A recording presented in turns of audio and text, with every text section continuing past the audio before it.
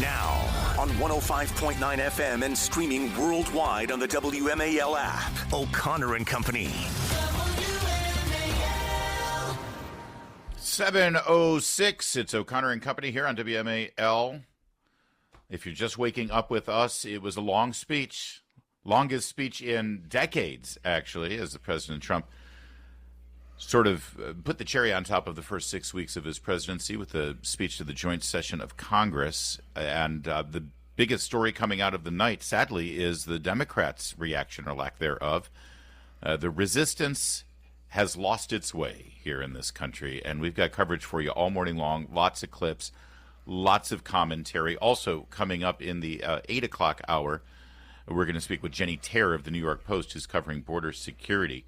In fact, I think the President Trump statement, if we could, real fast, cut number, where did it go?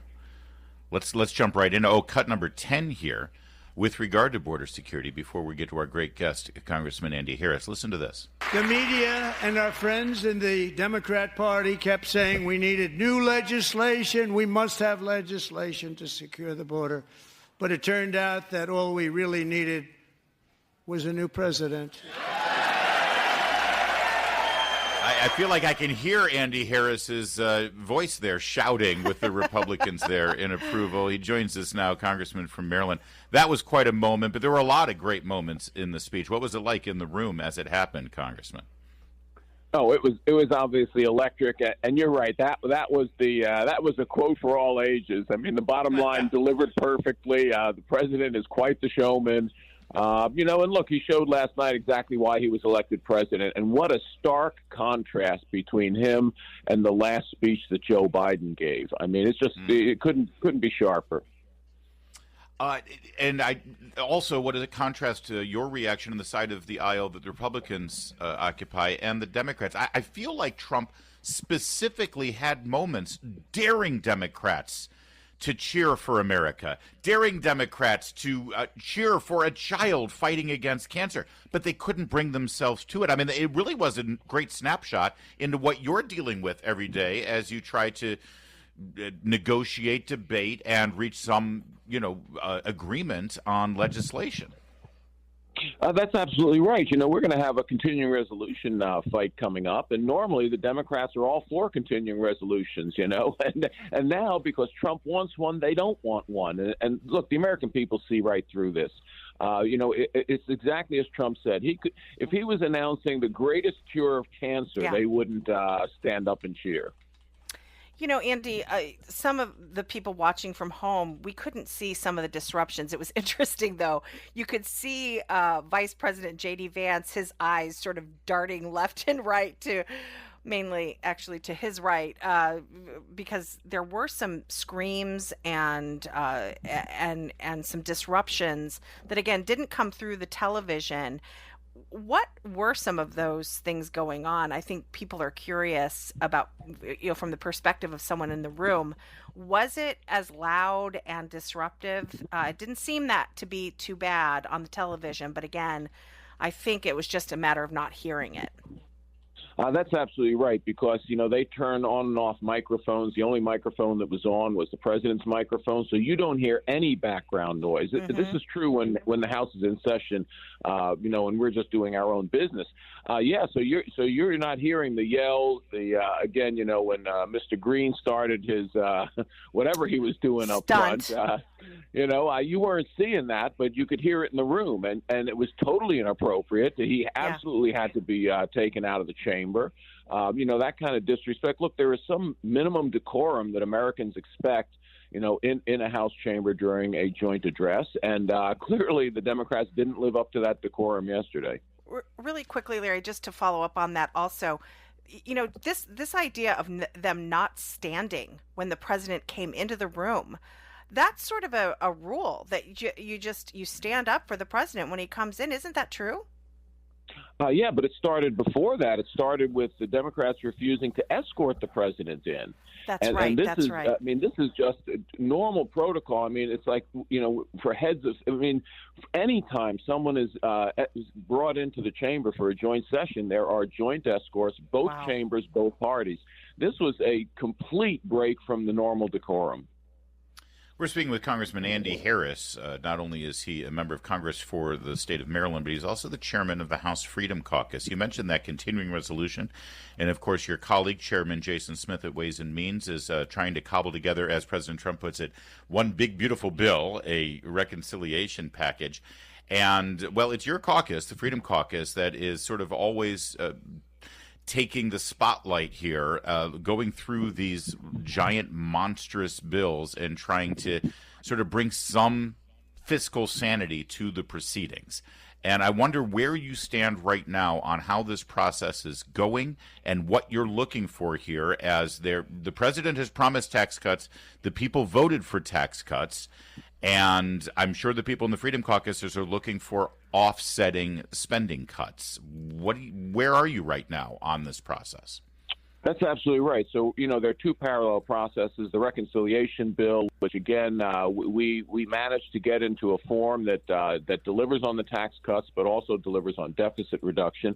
And we supported it. Every single member of the Freedom Caucus supported it last week. Well, let me jump in. You did support it, but you also supported it knowing that this was the initial stage. This is the budget process. There's a couple of more votes to come here. So, I'm guessing a lot of your caucus voted on it, reserving the right to vote no on the next steps.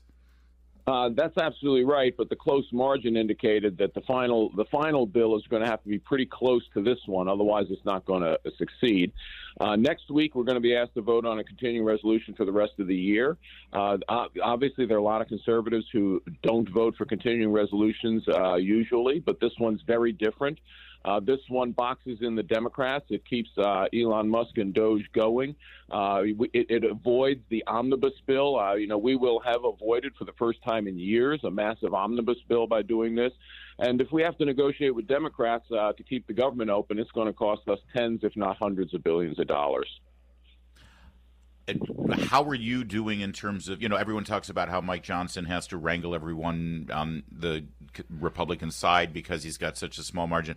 Are you assuring him that you're going to be able to wrangle everyone in the Freedom Caucus? Will members of your caucus sort of go astray from your leadership and your direction? Well, look, we're not there yet, but then again, we're a week away from this vote, and a week is a long time. Again, with what we saw last week, a week before that, we were not certain at all that we were going to push the reconciliation bill across the floor, but we did. I think this is a heavy lift for a lot of conservatives, but with the president's full backing of this, and that's why a group of us are going to the White House today. With the president's full backing, I think it's going to be the catalyst to make sure that this works all right next week also. If I could, Congressman Harris, I know that you are interested in growing the Republican Party in our state of Maryland, and it looks as though Wes Moore and the Democrats are just absolutely obsessed with raising taxes again on Marylanders. How is it looking right now in terms of communicating to Maryland voters exactly how bad this legislative session is? Well, as you know, we actually have a Maryland Freedom Caucus in the General Assembly now, and that's really important because we point out, just like you said, this governor has already proposed raising taxes $1 billion, and there's more economic woe to come to Maryland. We think by the time all is said and done, it's going to be more like $1.5 billion, maybe $2 billion. And this from a governor who said that he wasn't going to raise taxes. Right. Yeah, well, one thing the Freedom Caucus was able to do, you stopped the condoms for kindergartners bill. So at least there is a line somewhere there in the state Senate. So congratulations to the Maryland Republicans on that one. Congressman Harris, always good to talk to you, Doctor. Thanks for joining us.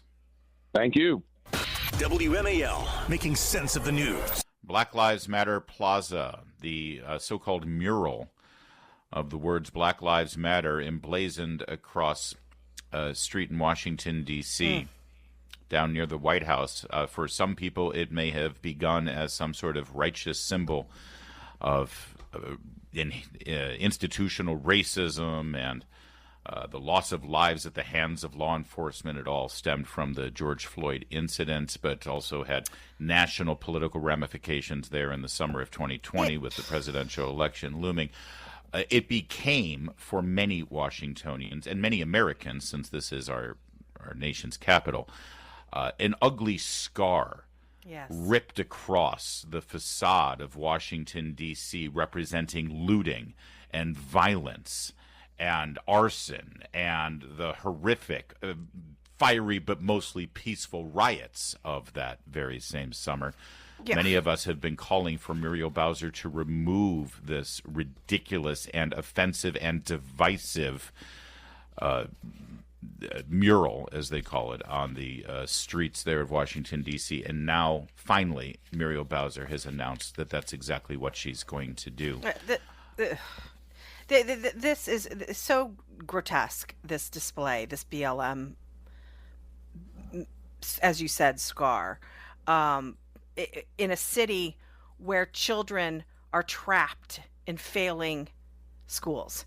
There's no school choice in school, and there are some charter schools, I should say, but you have rampant crime and high unemployment and a management of this city that is so irresponsible and so broken. And then they suggest they care about Black lives when there is a real problem in this city of the living conditions and the opportunities given to the African American community in Washington. So it's just sickening. Well, and crime. Listen, I take you at your word that you believe that Black Lives Matter and you want to keep as many Black people alive in Washington, D.C. Do something about the crime in Southeast. Yeah.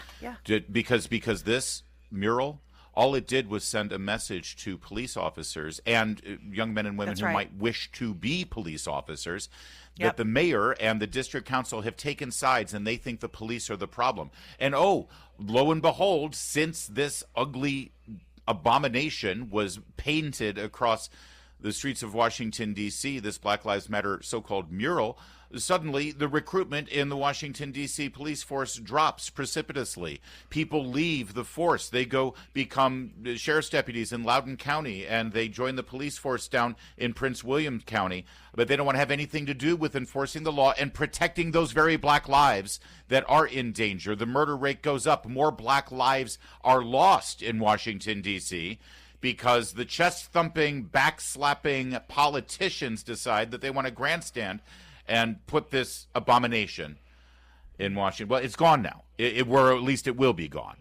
This is all, by the way, stemming because Republicans, specifically Representative Andrew Clyde, Republican of Georgia, introduced a bill to strip the city of funding unless the mural was removed and the area was renamed Liberty Plaza. Well, Muriel Bowser read the room and then, short of this federal legislation being passed, she decided, well, we can't have liberty in this place. This is the nation's capital. This is the United States of America. The last thing we want is liberty. So they are going to remove the name. They're going to remove the mural. They haven't put a timeline on it yet. Here's her statement, by the way, on the what she calls evolution of Black Lives Matter Plaza. It's evolving, Julie. It's climbed out of the primordial slime of the ocean, and now it's going to sprout legs and start crawling on land. Darwin is overseeing the entire process, apparently, on the evolution of Black Lives Matter. She says, we have long considered Black Lives Matter Plaza's evolution, and the plaza will be part of DC's America 250 mural project. Really? We've long believed that? Because I don't remember hearing her say anything about that. I thought also American history is racist. Okay. No, actually, even better. I thought it started in 1619. That's right. What is she talking about? 250. Yeah. That dates it back to the white colonial Declaration of Independence, when a bunch of white slave owners decided that's when the country began. She's really lost the talking points. I mean, gosh, dig those out of the garbage there, Muriel, because you are off message. DC's America 250 mural project, where we will invite students and artists to create new murals across all 8 wards. The mural inspired millions of people and helped our city through a very painful period. No, it didn't. I look at that mural and I think of the businesses that are still closed, the business owners who lost their livelihood because of those riots. I think of all the carjackings. I think of all the crime that went unpunished in the city. But no, we can't afford to be distracted by meaningless congressional interference. I'm sorry, congressional interference. Read the Constitution, Mayor Bowser. Congress still has direct oversight over the operations of this city. The devastating impacts of the federal job cuts must be our number one concern. Okay, so Black Lives Matters don't matter anymore unless those Black lives are federal employees about to get fired by Doge. All right, whatever. Muriel Bowser, the bottom line is Black Lives Matter Plaza, as they call it, will no longer exist. The mural will be painted over. It's just a matter of time, and it's another victory for sanity and rationality. It's now 7:23. Now on 105.9 FM and streaming worldwide on the WMAL app. O'Connor and Company. It's 7:37. It's O'Connor and Company. Thanks for tuning in here. Busy Wednesday morning, 5th day of March. Coming up in the 8 o'clock hour, Jenny Terror, New York Post, will join us on border security and immigration policies, including a scoop she's got about Trump administration's attempt to deport 500,000 individuals that Biden flew from their home countries here to America. That's all coming up. It's Larry O'Connor here and Julie Gunlock there. Julie, what a late night we had. People always point back to Bill Clinton's final State of the Union, 2000 it was, and the speech went on for 90 minutes. This one clocked in a little longer than that. It was the longest in several decades. And honestly, Larry, I would never. Sometimes I am like, oh gosh, I have to get through this, especially when it was Biden, right? But this was pure entertainment. Yeah, it was. And on both sides. First, on Trump's side, cut 10 here, probably the best line of the night. The media and our friends in the Democrat Party kept saying we needed new legislation. We must have legislation to secure the border. But it turned out that all we really needed was a new president. What a great moment. And great delivery, too, by the way. So that stuff was great, and there's more of that. But then on the other side of the equation, frankly, just as notable was how horrendously the Democrats behaved. It began with Al Green standing up. This is the guy who began impeachment proceedings already a week after Trump took office, which is no surprise. He did that 8 years ago as well.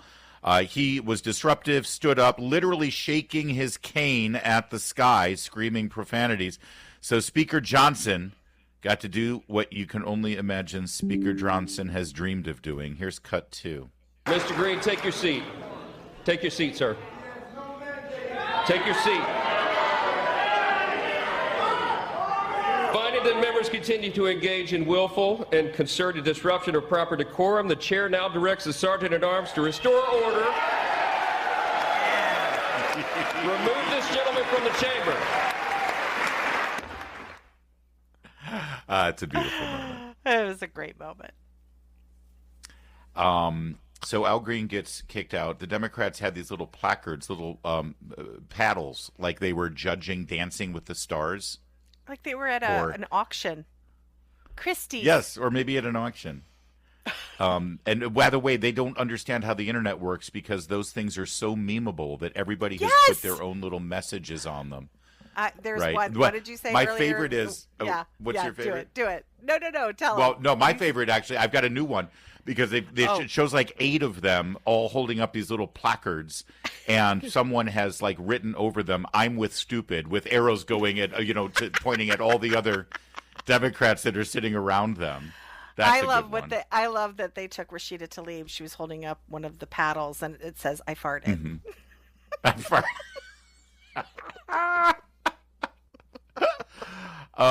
And by the way, even, when you look at some of the post-speech analysis, here's Simone Sanders and Michael Steele. By the way, these are the ones that they thought would be better than Joy Reid. Oh, didn't you miss Joy Reid last night? Oh, God. Aw. Yes. Gosh, I never realized how wonderful things were with Joy Reid. But hold on, here it is. My screen keeps moving around. Here's Simone Sanders and Michael Steele. Well, thank you, Simone. Can we talk about it? The bingo signs were killing me. I don't know who thought up the bingo signs, but they should be fired. Michael, this is an indictment, in my opinion, on the Democratic leadership. So that's Simone Sanders and Michael Steele pointing out how bad the Democrats were and how awful this reaction was. Lake and Riley's parents were there. Trump acknowledged them during the speech. Again, a moment that Democrats couldn't bring themselves to applaud and acknowledge these grieving parents who lost their daughter. Here's cut 11 talking about Lake and Riley's family. A brilliant 22-year-old nursing student named Laken Riley, the best in her class, admired by everybody, went out for a jog on the campus of the University of Georgia. That morning, Laken was viciously attacked, assaulted, beaten, brutalized, and horrifically murdered. Laken was stolen from us by a savage illegal alien gang member who was arrested while trespassing across Biden's open southern border and then set loose into the United States under the heartless policies of that failed administration. It was indeed a failed administration. He had then been arrested and released in a Democrat-run sanctuary city, a disaster, before ending the life of this beautiful young angel. With us this evening are Laken's beloved mother, Allison, and her sister, Lauren. Yeah, and again, shameful, but Democrats couldn't find themselves to applaud for that. Yeah. There was another victim acknowledged yesterday at the speech, a victim of illegal immigrant violence. Her name was Jocelyn Nungarai from Houston, Texas. This is a young 12-year-old girl who was abducted, and I don't even want to get into what happened to her. Her mother was there, and the president made an announcement about the memory of Alexis's daughter. We're going to tell you what that was all about in just a moment. And also a breathtaking moment involving a little boy fighting against brain cancer. That, again, not only could Democrats not stand up and applaud, but then Nicole Wallace on MSNBC later in the evening decided to trash this little boy, to use Just this little a boy sick woman. as a political weapon in one of the most horrendous displays you'll ever see. You will hear it coming up next, 7:43. WMAL, making sense of the economy because it's your money and your retirement. Download the WMAL app to stream us for free. But there still is much work to be done. Here tonight is a woman I have gotten to know, Alexis Nungari from Houston. Wonderful woman. Last June, Alexis's 12-year-old daughter, her precious Jocelyn, walked to a nearby convenience store. She was kidnapped, tied up, assaulted for 2 hours under a bridge, and horrifically murdered. Arrested and charged with this heinous crime are two illegal alien monsters from Venezuela, released into America by the last administration through their ridiculous open border. The death of this beautiful 12-year-old girl and the agony of her mother and family touched our entire nation greatly. Alexis, I promised that we would always remember your daughter, your magnificent daughter, and earlier tonight I signed an order keeping my word to you. One thing I have learned about Jocelyn is that she loved animals so much. She loved nature. Across Galveston Bay, from where Jocelyn lived in Houston, you will find a magnificent national wildlife refuge, a pristine, peaceful, 34,000-acre sanctuary for all of God's creatures on the edge of the Gulf of America. Alexis, moments ago, I formally renamed that refuge in loving memory of your beautiful daughter, Jocelyn. So, Mr. Vice President, if you would, may I have the order?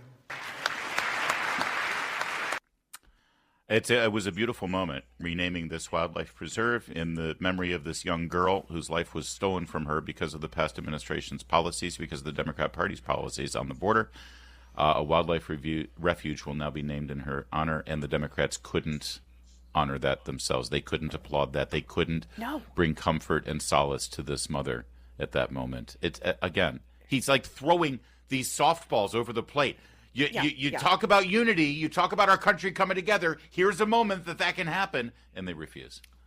Larry, yesterday there was coverage of those viral videos that went out of Democrats using the exact same script, saying the exact same thing, fed to them, spoon-fed to them. They're so incapable of making an argument that they rely on these, sort of party-generated talking points. That's exactly what happened during that speech last night. They were told, sit on your hands, don't stand up, don't show any emotion. Just you're only there to object and to look angry and bitter. And they all did it. At no point during that speech did someone go, you know what? I'm going to actually clap for the kid with cancer. Let's be a human being. Yeah. Yeah. You're right. And they think this is a problem with Washington, D.C. They think this is all about party politics. They think that this is a power struggle. And they truly have nothing else other than to oppose Donald Trump. That's all they've really had. Opposing Donald Trump and then opening up a door to flood the zone with as many destructive woke policies that end up dividing Americans as possible. But what they forget is we voters, we are human beings. We look at these things not through those partisan lens that they do. We look at the humanity of it. And when they refuse to stand, they're refusing a young Latina woman who was brutally attacked and murdered, and her young Latina mother, a suburban mom, Julie. Last I heard, those people are the ones who are going to decide every election. Well, I want you to hear this woman. I have no idea what her politics are. I have no idea what party she's registered to. It doesn't matter. She lost her daughter because of failed policies from the federal government that have now been rectified. Her daughter's memory is being honored. And here is that woman. Here is that suburban mom. Here's that Latina woman last night on Fox News Channel. She wasn't on CNN or MSNBC. She was on Fox News Channel, cut 13. I've spoken to you a number of times, and I had you and your dad on this program with Senator Ted Cruz. How did you feel, number one, when you got this great honor for your very brave daughter? And what did you think of the Democrats? It was truly an honor, a very surreal feeling to be sitting in that area to remember the life that Jocelyn had. I found it very cowardly that a lot of the Democrats didn't stand, didn't clap, didn't do anything to support anything that Donald Trump is trying to do as president to make this country better. It was very shameful to the Democrats. It was shameful, Alexis, and God bless you and your family and the memory of your daughter. But it was shameful, Julie. But sadly, that wasn't the most shameful moment of the night. That wasn't the bottom of the pit for Democrats and highly paid teleprompter reading liberal Democrat analysts like Nicole Wallace on MSNBC. Coming up in a moment, we're going to play for you Donald Trump honoring a little boy who's been fighting brain cancer for many years, for half of his life, and how Nicole Wallace's broken politics have destroyed her soul in such an ugly way there at MSNBC that she had to use that little boy's memory for her own despicable hatred of Donald Trump. We'll share all of that with you coming up in a moment. Right now it's 7:53. Hey, Larry O'Connor here.